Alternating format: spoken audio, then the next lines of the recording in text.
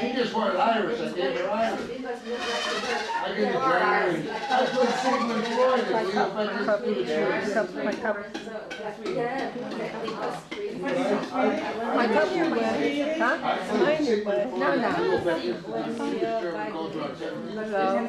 I can't stay long. Huh? I don't think so. I'm Scott Friedland. Scott Friedland. You draw here? Do you draw here? I model here. Oh, you're a model. I haven't drawn you yet. I come in Friday night. I call it date night. When do you come Friday? Yeah, night. Oh, date night. Because, you know, you see everybody else on dating them. And then some of the artists used to go out and have a glass of wine and a oh, nice. Yeah, but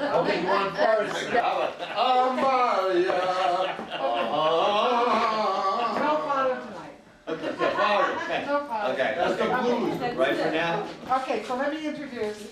Everybody sit down. Oh my God. Sit down. Everybody sit down. Everybody's cell phones off, right? Everybody's cell phones off. Oh, Alex, sit over here by Eve, and we'll get this over here. Just a moment. So this is our first act, and we have on flute Andrew Bolotowsky. Let's welcome Andrew. And on didgeridoo, Dave, also known as David Galt. David Galt. Welcome to didgeridoo. And then we have, I can't say your whole name, Nylaia. Nylaia. Let's all welcome Nylaia. And I'm not sure what she's going to do, but you'll soon be enjoying it, I'm sure.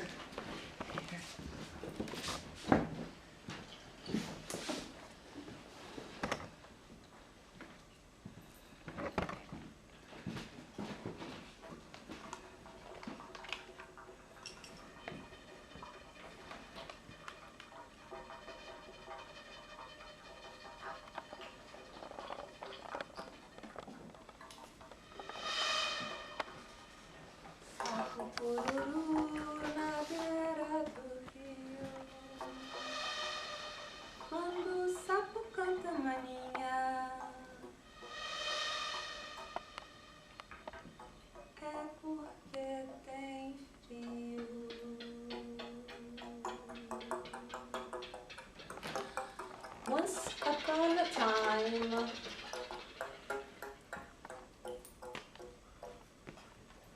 there, in the middle of the Amazon forest,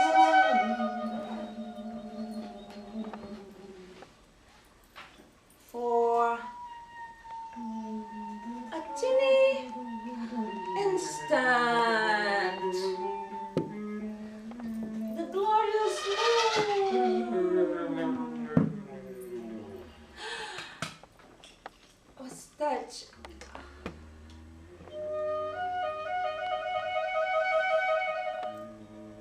by a glimpse of a sun ray within a dew. Ah, Nylaia, manhã,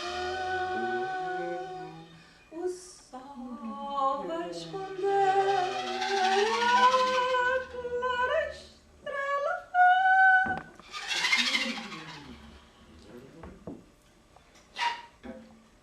They fell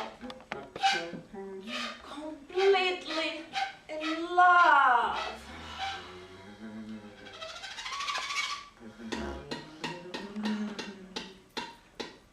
And it was such a passionate feeling that the whole forest, wow, was cheering.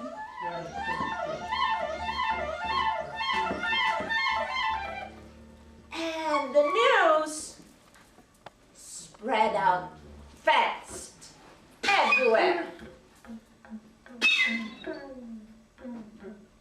Suddenly, Tupam, the almighty God of the gods, of the Tupi native tradition, from the heart of the Amazon forest. There, Tupa came down to declare marriage between the sun and the moon never ever would happen. Ah, meu doce amor, se ao menos eu pudesse provar-me de ti uma vez mais, essa longa noite escura, clara, seríamos apenas seres serenos em nós. Resoluta luto por não querer esse luto não, corro, não choro, corre. Meu choro por mim, choro por ti, porque choro, chamo, reclamo, clamo, caio na lama, chamas, sou a precisas de... Em chamas, danças, também até reluz azul. Com o céu a te cercar, esta redoma não vai te domar, estrelas virão te presentear, prestes a espocar, pecar e te pegar. Apagar a dúvida, apagar a dívida, voltar pra roda, voltar a girar, gerar mais luz, mais azul, azuis. E nós, véu e anel fiel, cruel a sorte, iremos suplicar reverter a passagem desta inerte paisagem. Verter refluxo, ver o fluxo, ter um pulso. Ah, the moon was so sad.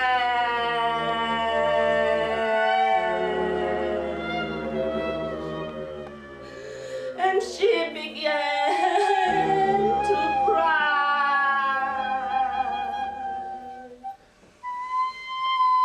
Her tears would come down all the way, trying to reach for the sun and come back again. And as she was crying, her tears carved earth so deep that a river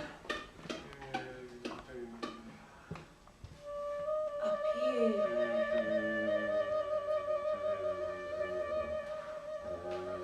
Bring me your soul. I shall make you an oar. Bring me your oar. I shall make you a flow. Bring me your flow. I shall make you. And like that, as the Amazon River started running out of the tears of the moon, some nights, sun and moon would touch and feel their love together until dawn. Sometimes light stirs myself into life.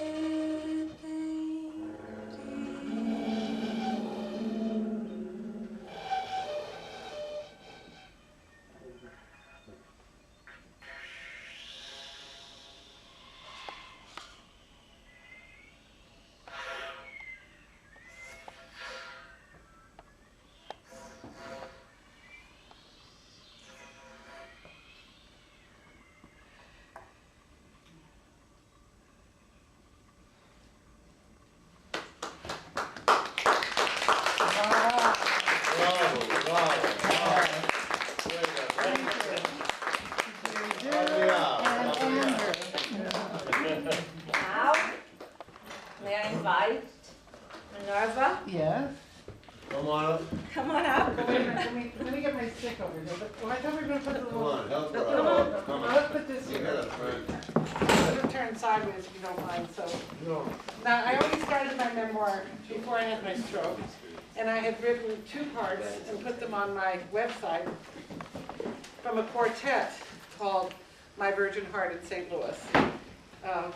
So, sort of before the sexual revolution, the kind of courtship that went on between boys and girls, so to speak. And this part I hadn't finished, so I just wrote it recently to finish, and it's called My Virgin Heart in St. Louis, John Hartford, or The Question, 1957.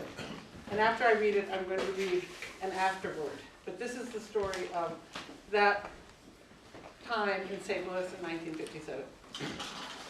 It wasn't really a date. Did I want to hear some bluegrass tapes he had at home, a few blocks away from the art school where we were students? I was a sophomore, and he was a junior, a new student having just transferred from a fancy East Coast school. His car was in the school parking lot, and he promised to drive me home later. In 1957, everyone in St. Louis who had a car drove everywhere, even if they were only going around the corner. At his parents' house, we sat next to each other on a large couch in the living room and listened to hard-picked mandolins and banjos and hard-driven song verses. I can still feel the size of that room and visualize our relative positions on the couch and recall his gestures as he stood up every now and then, walking across the room to deal with the sound system. Was it just his slenderness, or was there something in his nature that triggered a heightened sense of space in me? The first time I saw him, it was sitting in a large window bay in one of the drawing classrooms with a banjo on his knee. Barbara, my best friend, had just met him and wanted me to get to know the guy who played banjo. Folk music was the rage among many college students then. Much later, his lean body was all the way over to one side of the window bay, leaving a significant emptiness next to him. The space was not uninviting, yet it seemed he was surrounded by a vast loneliness. I considered, then rejected the idea of sitting next to him. I didn't want to intrude. During lunch breaks, he often picked his banjo, always sitting in one of the window bays and filling the room with music. It was practice for him, but entertainment for almost everyone else, because he was a superb musician. His father, a doctor, loved country music, he said, and the family drove to the Ozarks many weekends. He grew up crawling around at square dances under the feet of musicians. Much later, when he became famous, he no longer spoke like an educated city boy, but with a perfect country accent shot through with humility. He wore a fine country hat and casual clothes made elegant by a dark vest. His high cheekbones and the rugged bone structure of his face gave his small eyes and thin upper lip an expressive advantage, but for the most part his music was delivered with restraint, suggesting the deadpan attitude of a tough mountain man. He didn't credit his father anymore. Fair enough, he had reinvented his urban self and had become the real thing, respected and loved by every country musician that he respected and loved, and accepted by all of them as one of them. That day, so many years ago, he drove me home as he had promised that he would. We sat in the front seat of his car making small talk, heading west on Big Bend Boulevard. Just as he turned the car to the right to enter Northmore Drive, where I lived, he asked, "Do you believe in free love, Minerva?" I froze, unable to answer when the sexual revolution already happened, right? I froze, unable to answer him. The question hung in the air in the nearly palpable space between us while I tried to find an answer. What did he mean by free love? I asked myself. Was he referring to the anarchist idea that sexual relations freely entered into should not be regulated by law?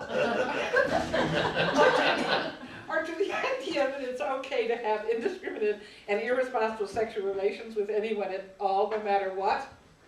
Was free love a euphemism for promiscuous, I asked myself?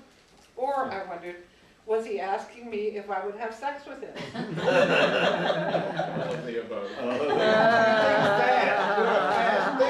Oh, Minerva. You think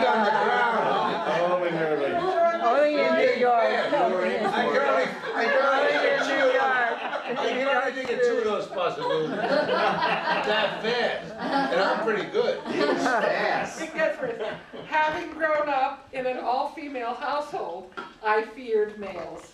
Their toes were too big. And you know what the feet mean, right? Their jokes weren't funny. I didn't like it when they roughhoused. They were way too strong. An unequal match. Impossible to play tennis with. And even if I had a crush on one of them and secretly desired him, as perhaps I secretly desired John, I didn't consciously want to touch any of them. He must have felt my confusion and didn't push me to give a clear answer.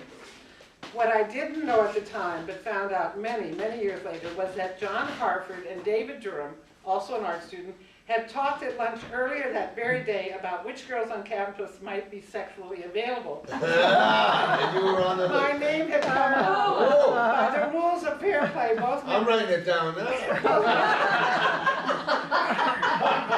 Whatever, Durham. 311. By the rules of fair play, both men were free to attempt the conquest. John had been the first to act.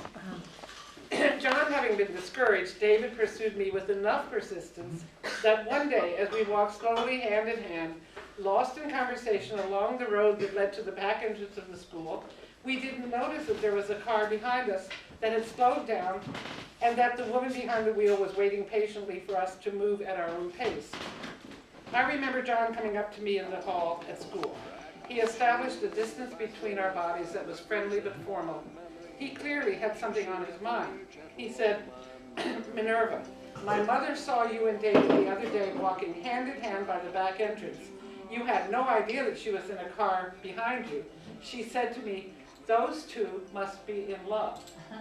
So the patient driver was John Hartford's mother, and oh, she thought like a poet. And she shared her poetic thoughts with her son, who also thought like a poet. Clearly, John was admitting defeat and was letting me know that he was putting to rest forever any claim to establish intimacy with me. But I like to think that he held on to his mother's poetic perception, and that he used it a few years later when he wrote one of the lines for his famous song, Gentle on My Mind. It's not something that somebody said because they thought we fit together walking, is the line, that keeps you in the back roads by the rivers of my memory, that keeps you ever gentle on my mind. That's his song, okay. So indeed, now, so many years later, you guessed it, it is he who is in the rivers of my memory, ever gentle on my mind. That's what I wrote about years ago. Now I want to read the afterword, which is more academic and intellectual about him, and I think is necessary. What was his real name? Well, Chet Atkins got him to put a T in it. John Hartford is his stage name, but Hartford was the other. So this is my afterward. Browsing YouTube a few years ago, I found by chance a stunning and surprising performance given by John Hartford before he died of non-Hodgkin's lymphoma. Even in a weakened state, Hartford was a poet in the deepest and oldest sense of the word, employing a traditional genre, fusing language, rhythm, and rhyme into a construction that allowed for many layers of interpretation. His beat was insistent, confident, and virile. Anglo-Saxon versification was made modern. I think that it was his beat that most surprised me. I hadn't talked with Hartford in person since college days at Washington University in St. Louis in the late 50s. When I Googled him, I realized that he had managed to live his life true to his gift. I began to admire him. I began to remember him. Over the years, I was always happy to hear of Hartford's popular success, but I was busy with children and art and survival. So I seldom thought about him and hadn't even bothered to listen to the words of his big hit, Gentle on My Mind, beyond the first verse. I watched him a bit on the Smothers Brothers TV show, where he once made himself into a percussive orchestra by tapping his body and cheeks and clicking his tongue. While that performance moved away from traditional music towards acrobatics and vaudeville, it demonstrated how basic the beat was to all of Hartford's music. I went out of my way to attend a concert he gave in St. Louis in the 70s when he was beginning to play the fiddle more seriously than the banjo. He played his violin amazingly then, and mastery of the instrument, it seems, was a major goal in his life. He spent his last years gathering fiddle tunes. In this part of my memoir, I have remembered John Hartford in 1957 when he was still named John Hartford, before Chet Atkins got him to add the T to his name, and just before the sexual revolution happened in America. So that's my John Hartford story.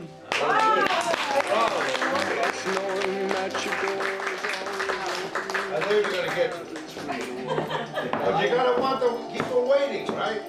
You can't give the information out there. What do you mean? Should I edit it? No, you're fine. I did Just keep the person's name out as long as you possibly can. Oh, yeah? I did keep. As long as you possibly can. You did very well. I actually asked. Yes. You asked if he was, yeah, because of the confusion. No, but make sure you keep it out. Just keep the people waiting to hear that's who it is. Did he marry and have children? Yeah. Remember, did he marry and have a child? I think you should send this to his child. I think it's such a wonderful Oh, wait. memoir. He needed and- his mommy to help him find women.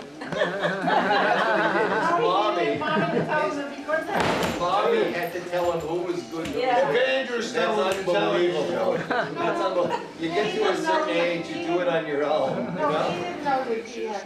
Wasn't New York City. She just happened, he didn't know anything about that. She just happened to see people walking. St. Louis, me in St. Okay, now I'm gonna Louis. introduce the next one, Me. okay? Very good, you didn't get any. Okay, so, He was immature. I met Dachine Rainer, while Bob De Niro Sr. was still alive, and I was spending nights while Virginia, his ex-wife, was in Montauk, and Dachine was in New York selling letters from Ezra Pound to the New York Public Library to get a little extra money.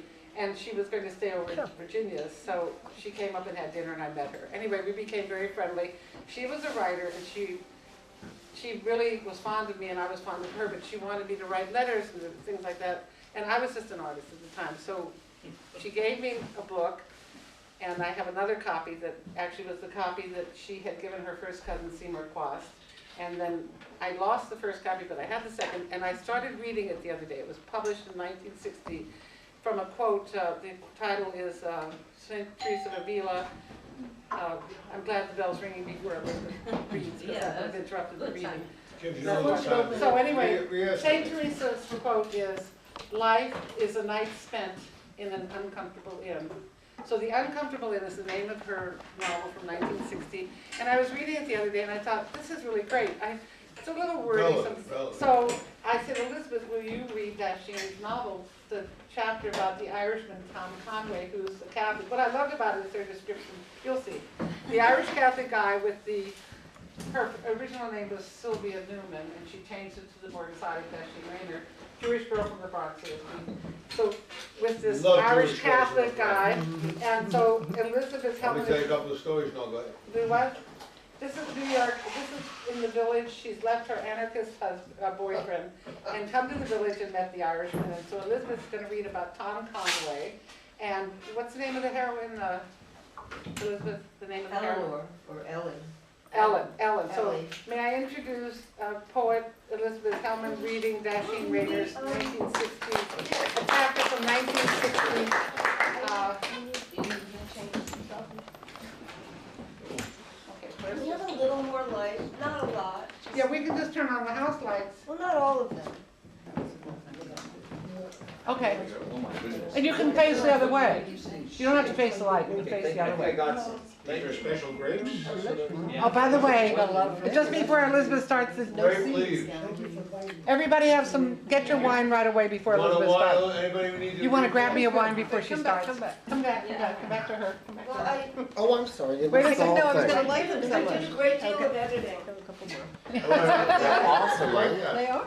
But, you know, maybe you might want a break, because this is a Wine. It's all right, it's all right. Okay, ready?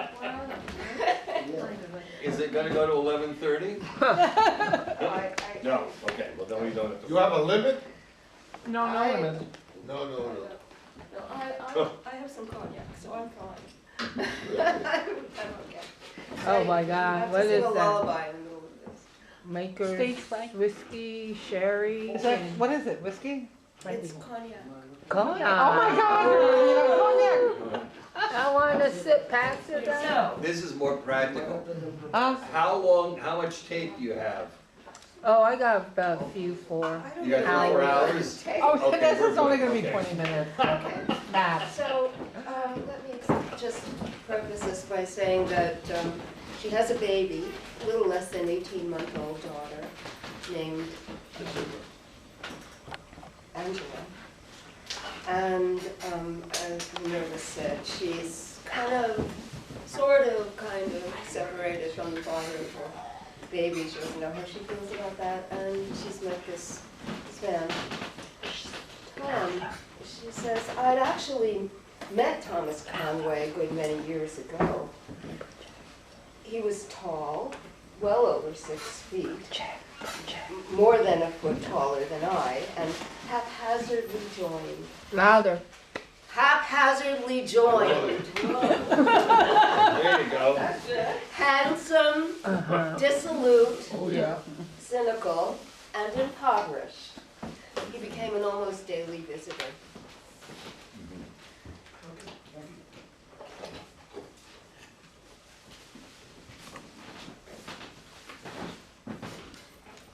Next. So,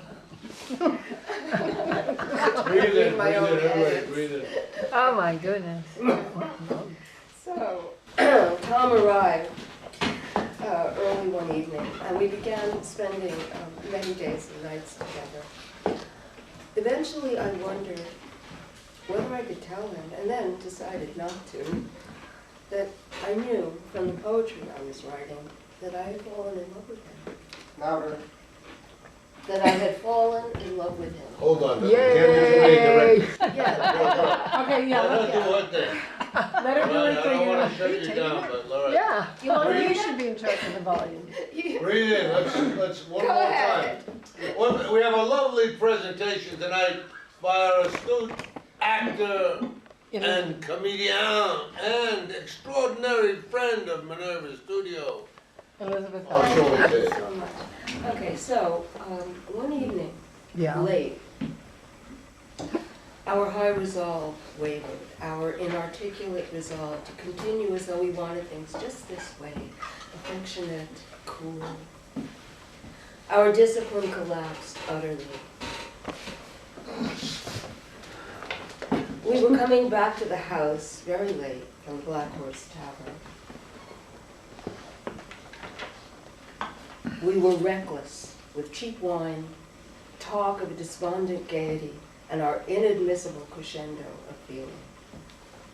Because he knew my baby's father was coming for the weekend, he said, "Guess I'll be shoving off," and coughed.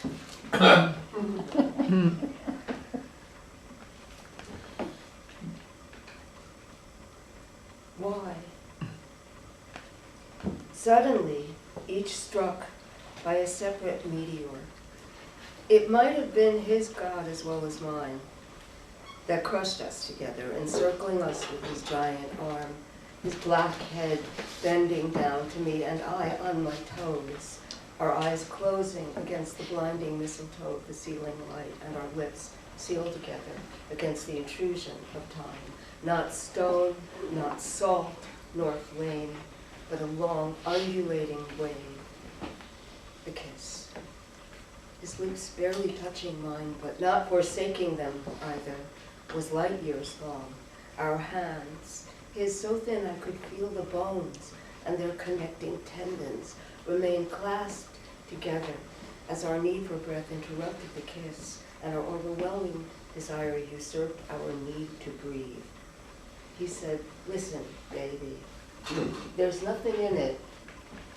I'm in the clutch. There's no future in this. If I'd known how things were for you years ago, maybe. We can never get married." Married? I asked, stupidly. It always came as a surprise to me that Tom was a Catholic. And it startled me to see him bow the weight of his monumental mind toward the God of whom he could always think affectionately, with a certain curious intimacy, and even with scarcely veiled resentment. "So, You got the screws on me, old boy, but never with any doubt, and never with frivolity. His God meant business. He laid down the law, not only for one and all Catholics, that nebulous entity, but for him, Thomas Conway, in especiale. He was the ultimate reference to Tom's every act, wish, thought, and his God had said, no, no, you better not. And I couldn't say, cut out your heart, your brain, and be free to love me. I couldn't say, look, Thomas, you've got the wrong God. Mm-hmm.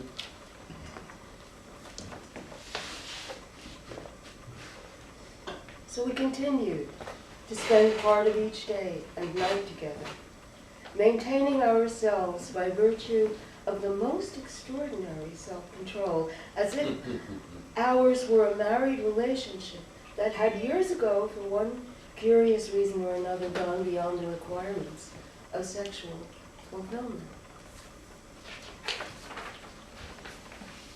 So one evening, Tom got the fireplace going, and we heard my babies cry. I said, I'll go. I want to practice this lullaby I was composing for her. I chanted it over and over, repeating, revising as I swayed with Angela on the black rocker. It was the first time I had composed verse and music simultaneously. I was giddy with the effort when I came out of the dark room.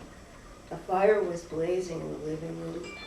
Tom, his shirt off, how frail and white he looked, was lying on the purple flowered divan, his legs dangling over the edge.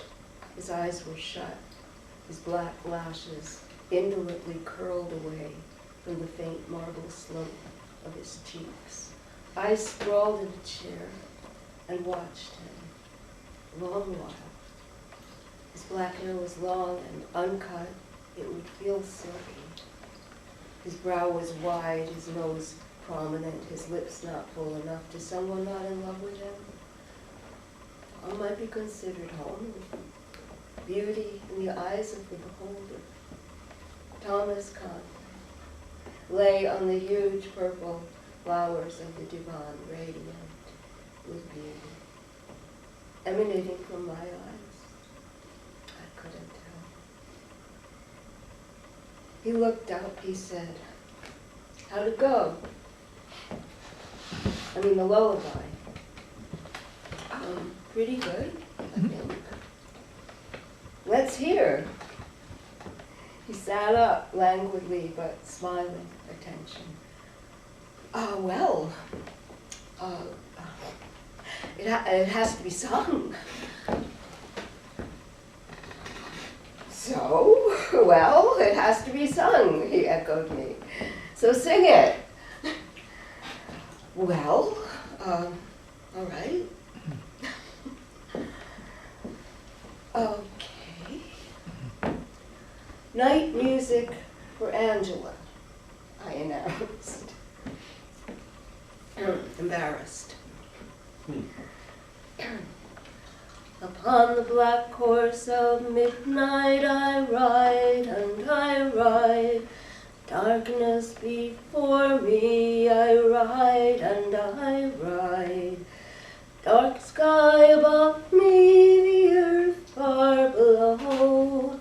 On the black horse of midnight I ride, and I ride.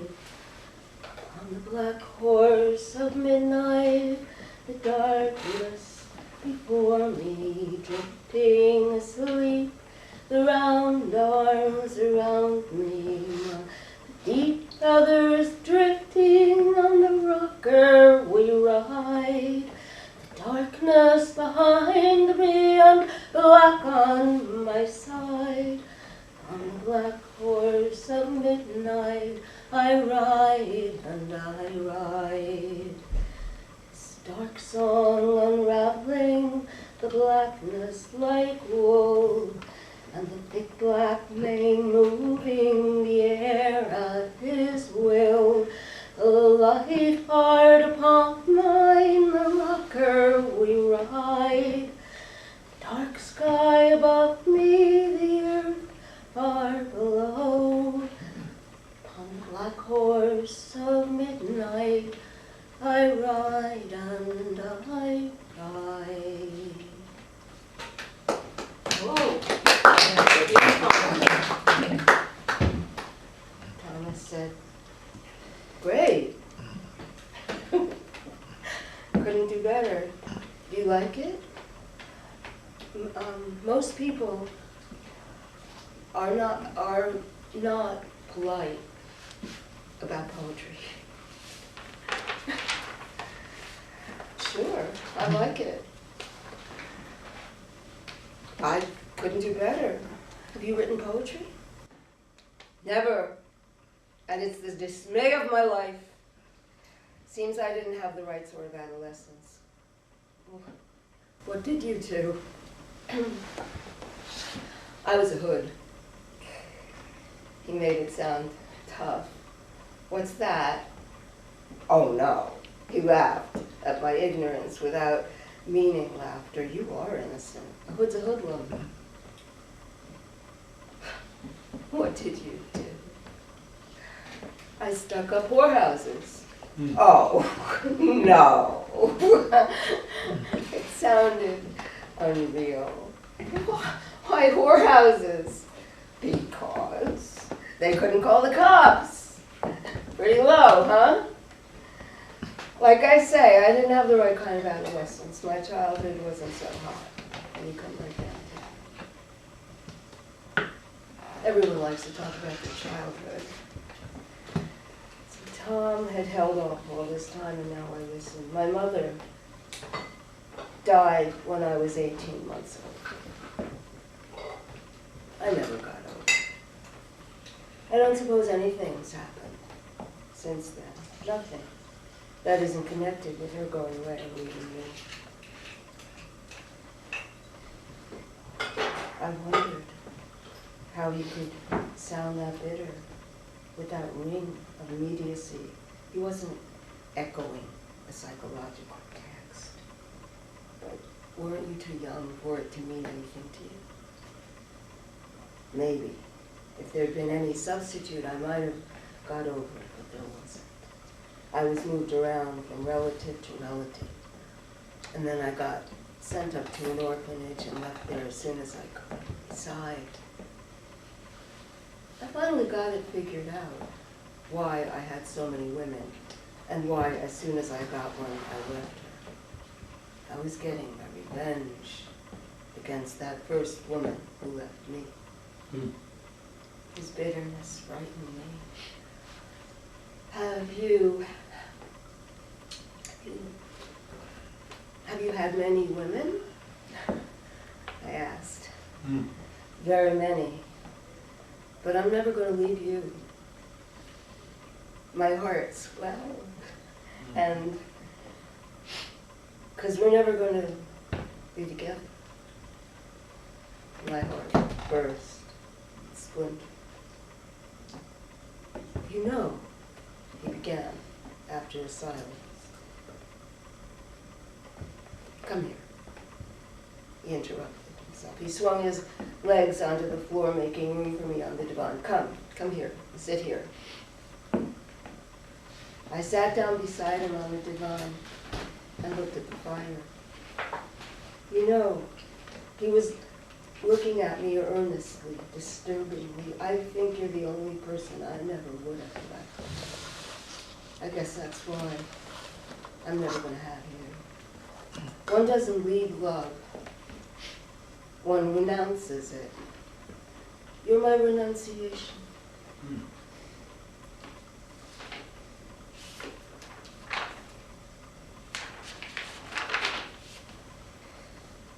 There was such a dichotomy between his writing and his speech.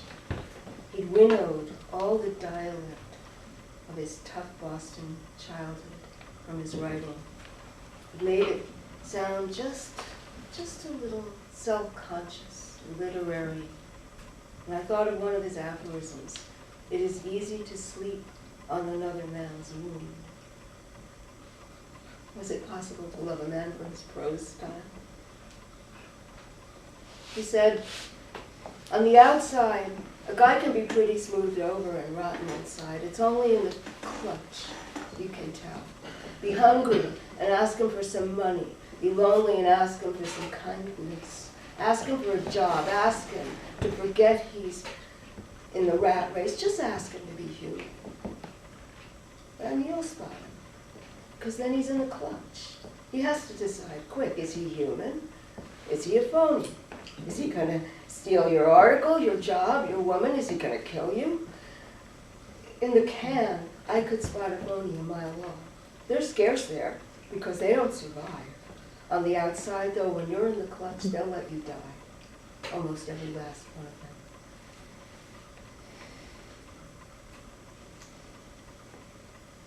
Tom, I was quiet.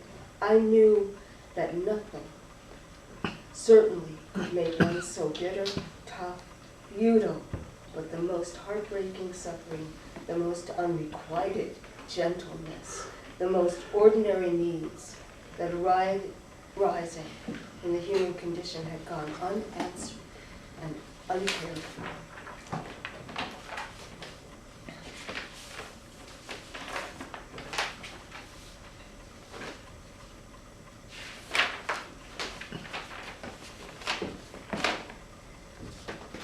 So, Tom said, you know, I'm still what they would have to call a believing Catholic. This is complicated, but I haven't fallen away from the church because of some private reasons. You haven't fallen away from the church. It's fallen away from you. What solace can it offer you when your life will be so at odds with its dictums? He said, I will have done the best I can. But this is our life, Tom. I realized he had chosen wrongly. There is heaven, he said. Heaven is here. But I had no hope of swerving him. It was final. We sat in each other's arms in a torpor of desire, not sexual desire, that too, but desire to begin leading a life together, a life we had only now begun moving away from. And then, as if I had gone blind, I began caressing his head, tracing the features of his face, the shape of his bones, committing them to memory, for when he was gone I would be blind. And the only sight I would have would be in my fingertips. And so I lightly moved them over his lips, his ears, his cheeks, and smoothed his waving hair so that the slight pressure of my hand would always be resting on his head. I didn't want him to forget me. I didn't want him to forget what might once have been possible. Only once we loved like this. And I was counting on his heaven to remember, to arrange eternity for us. Or eternity, even so, seemed a poor thing in comparison to the present we might have had together.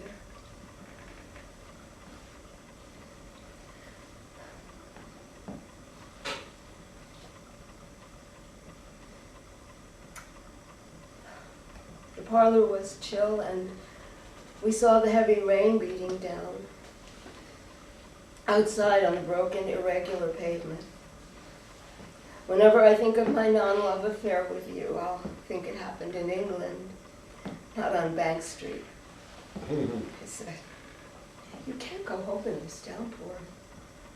We were looking out the French windows onto the garden where the rain beat on the poor broken old statue, on the old grooved benches, and he looked at me suspiciously. You can sleep in the bed next to Angela's crib. Or, I added, only partly in jest, you can sleep with me. You're not someone I can just sleep with. I'd never go home.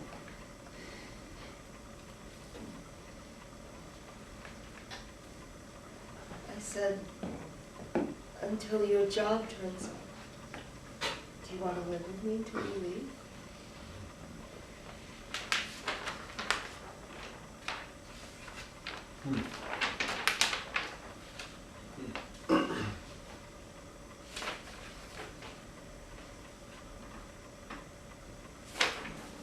Just say yes. And Tom didn't answer me. I felt his arm around my shoulders as we stood looking out at the rain. Do you want to?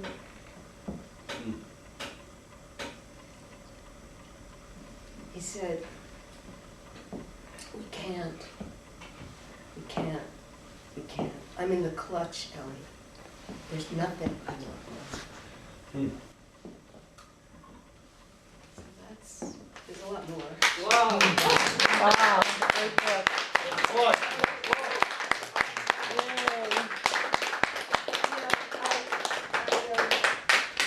I thought of a song that would be appropriate for them. But, I don't have any voice left. Oh, Should I try it? Take some cognac. You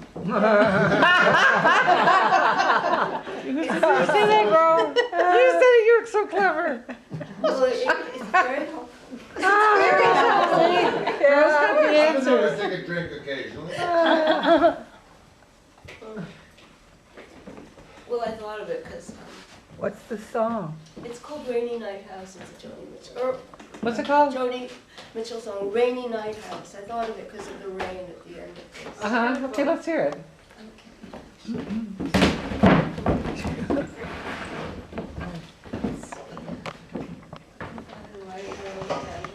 I don't have a thing to give you, no.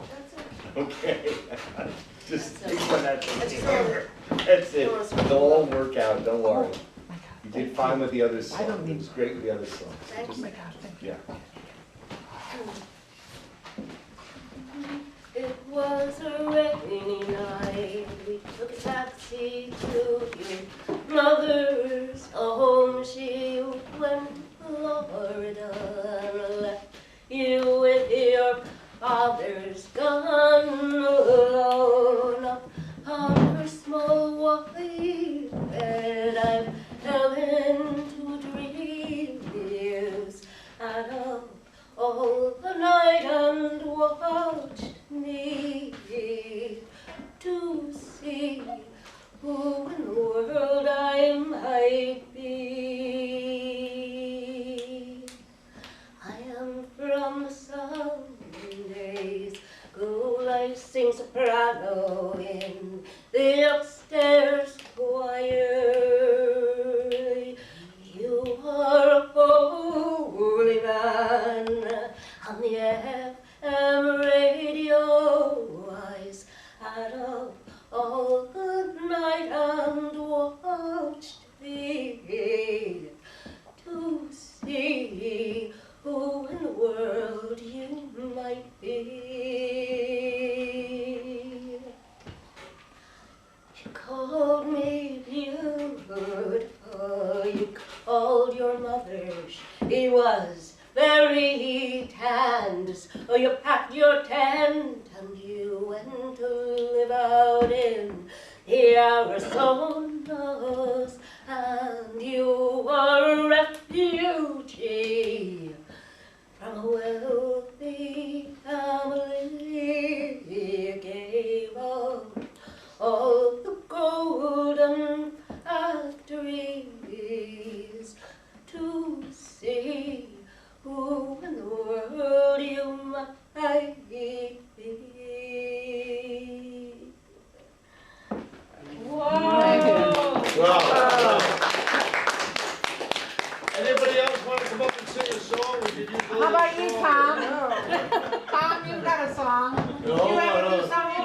Tom to do I'll songs. that was that's a wonderful song. I want to hear Tom's song. It's a wonderful song by the Dubliners. And but I Okay. always, unless I really heard 100 times, I always fuck up the rhythm, but That's okay. Let's hear your what the song. hell is the name of it anyway? Someone to Love Me. Okay, go ahead. Actually, I wish I had my thing here, I could even prompt myself. Go ahead. But hold on, it's I don't know if you know Mr. McKenna from the Dubliners. And when he sang this song, they called him Romeo McKenna. His name is not Romeo. I want someone to love me, somebody to call me her own. I wish there's someone to love me. I'm weary of sleeping alone. I wish I had someone to love me, someone to call me her own, someone to sleep with me nightly. I'm weary of sleeping alone. I wish I had ships on the ocean that can sail straight over the sea and bring my true love over the ocean and bring her right home to me. That's not the end. I wish I had love on the ocean that drag him right back to me. No, let's go back again. I wish I had someone to love me. Oh, I wish I did. I'm tired of sleeping alone. Now you do it again. No, do it again. I wish I had someone to love me. Someone to call me her own. Someone to sleep with me night and day. I'm weary of sleeping alone. And the other part beyond her fucking, what do you call it, propaganda about me. I'm an actor. I can do any language. I can do any language, any state and country, as long as the money's good. What's the propaganda saying you're New York Irish? I'm Irish. I'm not Irish. You're not I'm from Irish. Broadway and 195th Street. Jesus, Mary, and Joseph. I was born in Jewish Memorial Hospital. Of course, my mother and father and Just grandparents. being born in the No, they cut a little extra off when I got there. Oh, wow. Oh, okay. They said because I beat up. Okay, so you are. We heard about your Irish kids beating up all the kids on the way to school. We're taking a little extra off. Just for good measure. No, it's true. That's This is true. going on YouTube. You're going to get us pulled up with That's all right. YouTube. Hello, well, let's go back to the song. I wish I had someone to love This'll pull me, down Susie. someone to call me our own, I was going to pull down Susie. someone to sleep with me nightly. I'm weary of sleeping alone. All the farts and burps and everything. You're better off on your own in a small apartment uptown. Okay, now Tom. Now, Tom, Can yes. you sing Murphy's Bricks? You know Murphy's Bricks?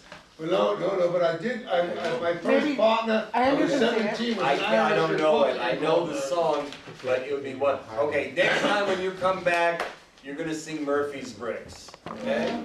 It's all about what it's like to be a working man. Oh. I'll just put it How down. about, really? we can always sing another song. Eat something. That's another thing. I will give you a That's great. cross of gold, Oh, and much and more than your hands can hold.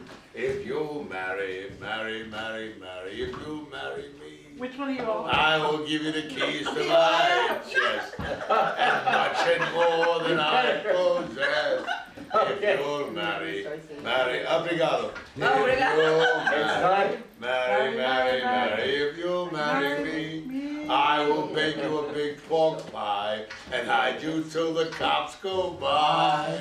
If you'll marry, if you'll marry